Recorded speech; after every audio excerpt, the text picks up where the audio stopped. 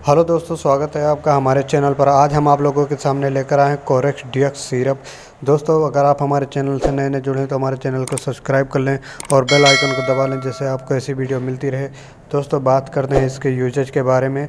तो दोस्तों, अगर आपको नॉर्मल खांसी आती हो या गले में खराश की वजह से खांसी आती हो या सूखी खांसी आती हो या एलर्जी की वजह से खांसी आती हो, दोस्तों आपको अगर किसी भी तरह की खांसी आती हो तो आप इस सिरप का इस्तेमाल कर सकते हैं। दोस्तों, ये सिरप अल्कोहल और कोडीन फ्री होती है।